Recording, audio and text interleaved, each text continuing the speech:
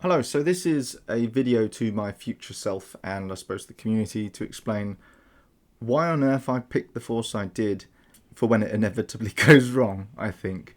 And I'll start off, I suppose, first by doing my own appreciation of what we had to deal with here. I'm sure Hapless will already have done an explanation of how this scenario works and a little bit of how that plays out against the terrain, and then the sort of considerations that led to me picking the force I picked.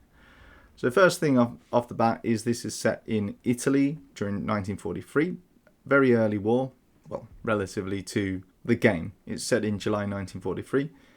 And what you have is a map that has a number of hills, it has plenty of forests, it is rough terrain, generally speaking. And like I say, it's in Italy at peak summer type thing. So it's July, it's dry, it's hot, it's the challenges that come with that. And the way the objectives were going to work was you had down the center, you have these 5 primary objectives that you must occupy. And then on either side, you've got 3 touch objectives. So 3 on the left, 3 on the right, or east and west rather. Just interjecting, listening back to this, you roll a dice that decides your primary and secondary objective. So the ones on the outside are secondary touch objectives. The one on the inside is the primary objective to occupy. Now, what that was going to put together was, I suppose in my head, it was all these lines. So you're going to have a line between your occupy and your touch, and they're going to work their way across the map. And there's lots of various combinations of how this is going to work for each side in terms of where this line is going to go between the occupy and the touch. So my thought when I was looking at this was basically trying to think, well, how might these lines play out? What might I have to do to get to these 2 objectives? And what kind of things are going to happen along the way? So the first example I've got here is an objective that is one of the touch hills on the west. And then the occupy objective is the little village in the center. And I suppose if you're looking at it this way, you could have the Allies push out and touch that first objective, then spread onto a line in their company and push through the village and try and set up a line on the other side of the village, sort of reverse slopes on the hills, something like that.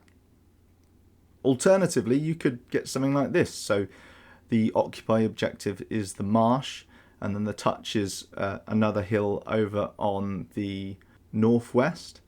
And what you could find here is something far more simpler. You could just push out in an extended line, occupy the marsh, and then occupy the heights to the west. So the touch objective to the northwest, and pair of objective hills there to the sort of west. Now, what this really comes up against, though, is what the other side has got when they end up pulling their objective. So if we look at a potential line like this, where you have the Axis forces have pulled out the woodcutters camp and then one of the hills to the far southwest, I suppose we'll call it. It's how that's going to interact. So we have this imaginary line that we've decided to occupy as a line, and they might decide, right, we're going to push up to the woodcutters camp and set up a firm line there to occupy. And then we're going to push forces down through this sort of valley, woodland valley here, and try and go for that touch objective if we can, with a flashpoint around here, for example. So those are the things you might bump into, this variations that you're going to see in this map, and the flexibility your force might need to have to achieve it against the opposition, because it's going to be, it's either going to be, it's how you're going to meet in battle. You might meet square on, you might meet on flanks, you might have the different plans, how they actually conflict with each other. That's going to be the interesting part of this. So that's a bit of appreciation of the actual scenario that we were going to play.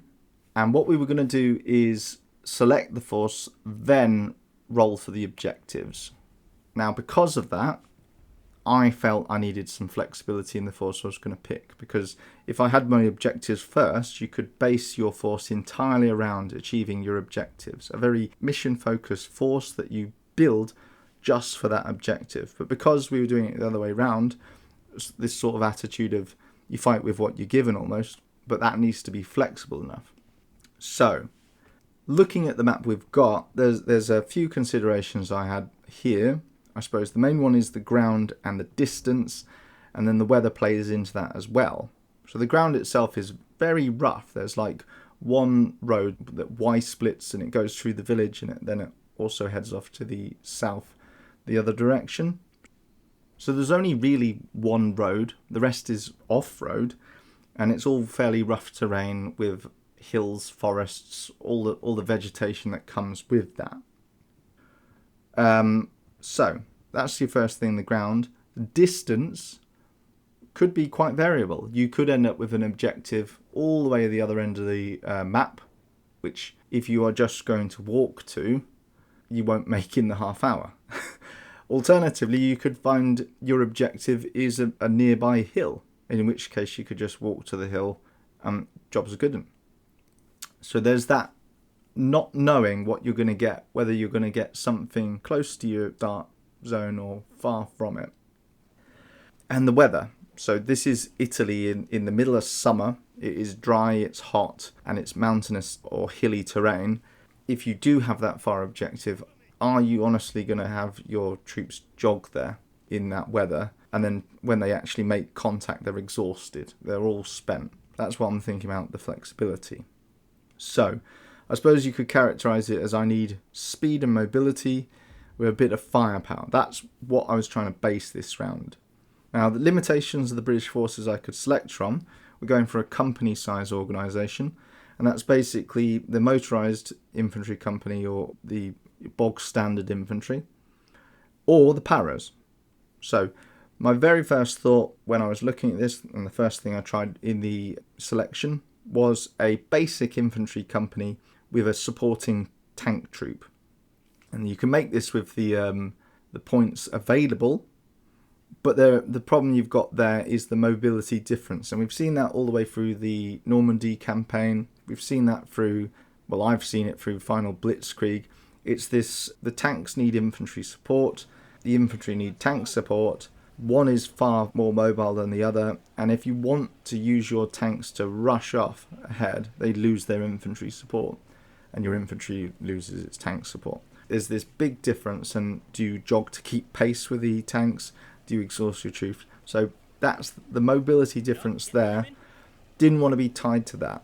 It gave you a nice solid troop of Shermans and a good company, but again, if you have that far objective all the way up to the woodcutters camp, it's not going to happen in the half hour you've got. I wish there was tank riders, to be honest. That would have made it so much simpler. That would have been my selection there.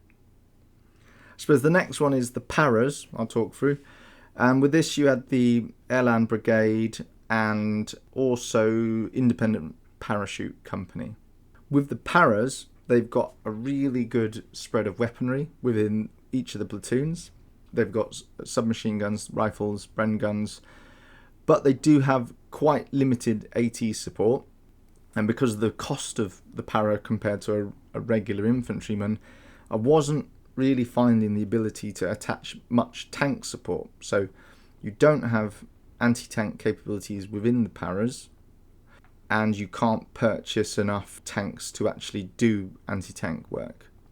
Plus, because you are paras, you are walking everywhere, unless the one option I did consider was the support company. They're all in jeeps, but then you hit the rarity cost problem. So I can't afford on the rarity to have a really fun, exciting game with jeeps with Bren guns and rushing up the front. Not doable with the rarity cost that we've got. So what I've actually ended up picking is a motorised infantry company, which is slightly smaller than the regular infantry. So I think they're 8-man sections instead of 10, but they're smaller. And they're going to be mounted in trucks with 2 supporting tanks. So 2 of the platoons I've got are mounted in trucks, and one of them is dismounted.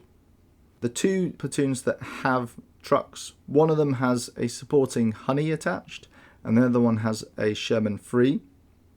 The one with the honey is going to act as the first burst out of the starting zone, and that has the speed to cut away first. And then the other one is, I suppose, trying to act as the heavier one with the firepower of the Sherman. What I also managed to do with this is retain the mortars for the company. And what I've done now is I stripped out the carriers, replaced it with a armoured car, and then attached a forward observer. So the forward observer, he's got his man pack with his radio operator, and he's going to go in with one of the platoons. The armoured car sits with the mortars back in the start zone, and that's got a radio, so that acts as the radio relay back to the mortars to call in fire. Now, hopefully this gives me a bit of flexibility in, again, mobility and firepower. There's smaller sections, which is a concern in terms of their firepower. They lose some combat power once they're dropped off, so the truck is basically going to hide nearby, and you lose the points value of that. It's one guy with a rifle and a truck. That's not really adding your firepower, but it's that mobility that I'm after. Because the sections are smaller, you lose some firepower, like I say, but you do have tank support. And then in terms of the dismounted one, they're going to act, I was going to push them basically up the ridgeline to the west. So whatever objective I get, I'm going to probably push them up that ridgeline to cover the centre of no man's land. Now I had, like I said, thought about, well, what if I just have left out a battle platoon? If I lose a platoon, what can I add? But with the playing around, I didn't like having no reserve. You basically had your 2 lead platoons and nothing to fall back on, so I didn't go for that. I didn't want that foot mobile only force because it just degrades their fighting ability. They're exhausted by the time they actually make contact.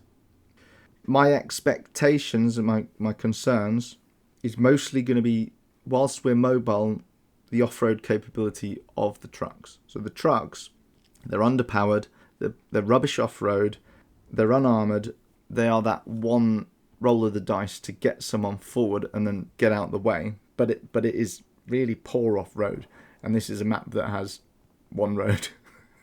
So that, I think, will probably bite me in the backside. You could have had a Bren carrier. Didn't go for that because I don't think I could afford it with the points that we had, but we're going to have to see what goes on.